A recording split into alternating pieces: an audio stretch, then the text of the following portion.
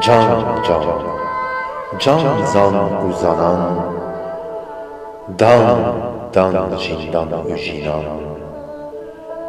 dan nidan dildan uperan, beydan uçarvan uçarevan,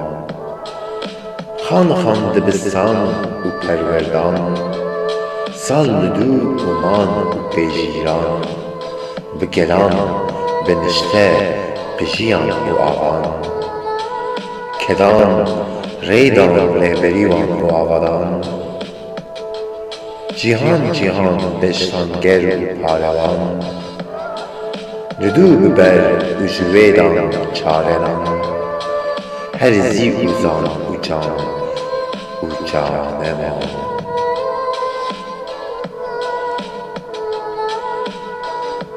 Afran zarukan befrqe timleman,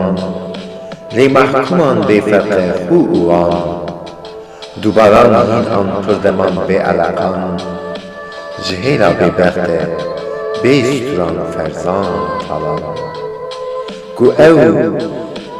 jê her heman cihan uçan, çi ferqe bi renge sütun û dalan, insan ji insan, insan ber bi insan, li bêgera dema devran, dîsa ferzan. Dîsa sojan û hawaran bê ferqe ahan, bêcudan zaliyan ku ewen kulîlkên pêşe rojan, her bi eşqa niştimaniya parêzîna welatan.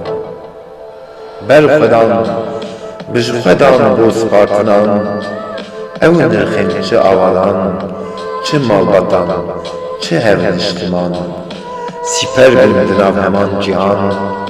heman xweza ku bi xwezan, bêferqe û bêferqan bû eşqa xakan, ku heman cîhan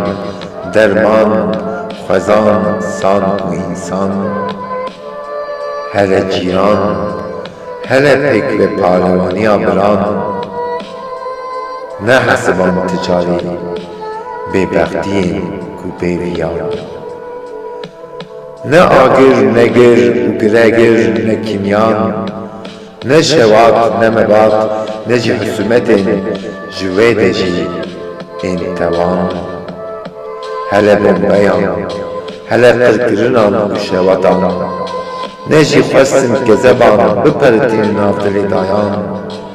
ku ew zanelkerên biviyan, bi rehman di her kêleyê jiyan û cihan, yanên xwezan, bi hev diqîrin her rengereng insan. Hal dibistan, hal gulistan, hal siferîstan, bese gulek gezet peritiyên afiran di her jiyan, ku hûn wan em ew bêferqe însan, loma ku wek hev ticarî nabe howan, ne jî bi hovî û hovîtiyan, tol û tolan, gelê dijî her heman sütûne û sütûn wek de însan, dilzan û canzan.